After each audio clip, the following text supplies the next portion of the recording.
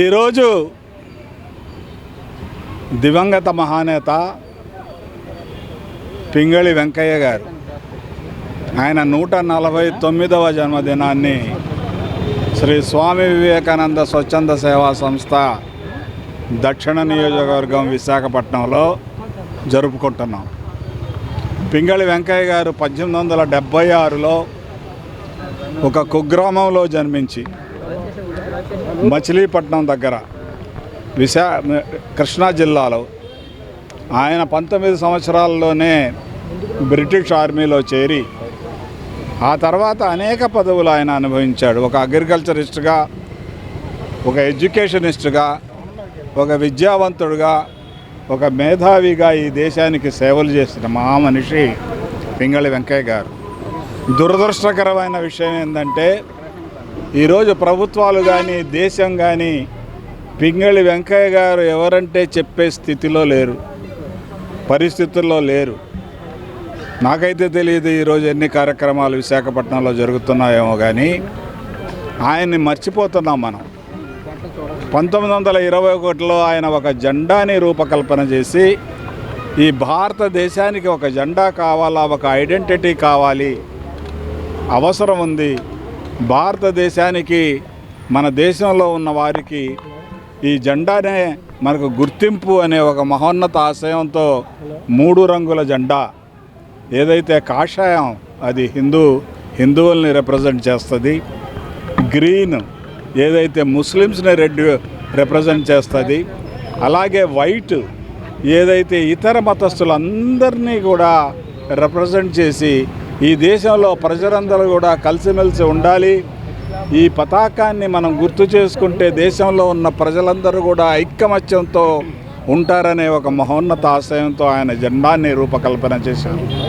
ఈరోజు భారతదేశంలో పార్లమెంటు భవనం అయితేనేమి, అసెంబ్లీ భవనం అయితేనేమి, మీరు ప్రతి వాడల, ప్రతి ఊరు, ప్రతి చోట, ప్రతి జంక్షన్లో కూడా జాతీయ పతాకాన్ని ఏదైతే మనం ఎగరవేస్తున్నామో, ఎవరికైతే సెల్యూట్ కొడుతున్నామో ఈరోజు మనం ఈ పతాకానికి, దాన్ని రూపకల్పన చేసిన మహానుభావుడిని మాత్రం మర్చిపోవటం జరిగింది.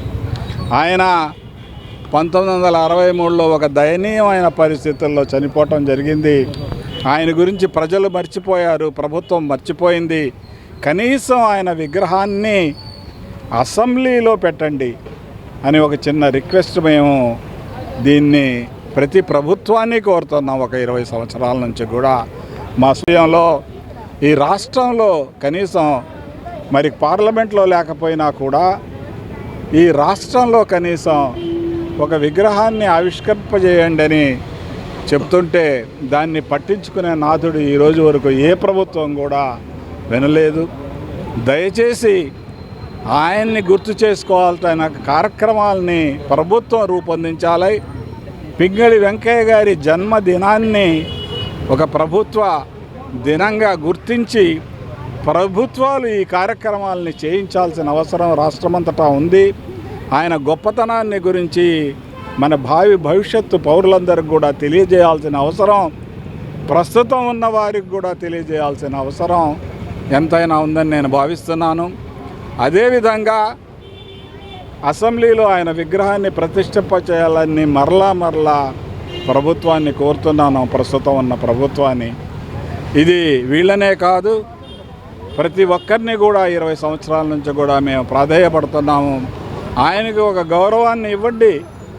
ఏదైతే నేషనల్ ఫ్లాగ్కి మనం సెల్యూట్ చేస్తున్నామో, నేషనల్ ఫ్లాగ్ ఎగరంగానే మనం నిలబడిపోతున్నామో, అలాంటి ఫ్లాగ్ని ఆవిష్కరించిన మహానుభావుడు పింగళి వెంకయ్య గారు. మళ్ళా ఆయన ఎవరో తెలియని పరిస్థితుల్లో ఈరోజు దేశం ఉంది. పోనీ దేశం గురించి మర్చిపోతే మన రాష్ట్రంలోనే కృష్ణా జిల్లాలో పుట్టిన మహానుభావుడు పింగళి వెంకయ్య గారు. ఆయన గురించి రాష్ట్రం కూడా మర్చిపోయిందంటే ఇది చాలా బాధాకరమైన విషయం. ఆయన ఆశయాల్ని మనం ముందుకు తీసుకెళ్లాల్సిన అవసరం ఉంది. ఒక మంచి అగ్రికల్చరిస్ట్ ఆయన డైమండ్ వెంకయ్య కూడా అని కూడా పిలుస్తారు. పత్తి దాన్ని ఉత్పత్తి చేయడంలో చాలా పెద్ద మేధావి పింగళి వెంకయ్య గారు. అలాంటి ఆయన ఆశయాల్ని మనం ముందుకు తీసుకెళ్లాల్సిన అవసరం మనమందరం కూడా ఆయన్ని ప్రతి ఏటా గుర్తు చేయాలి, ప్రతిరోజు కూడా గుర్తు చేసుకోవాలి. ఆయన గొప్పతనాన్ని ప్రజలకు తెలియజేయాలి, భావితరాలకి దీన్ని తీసుకెళ్లాలని నేను మిమ్మల్ని అందరినీ కూడా మీ ద్వారా ఈ ప్రభుత్వాన్ని కోరుకుంటున్నాను.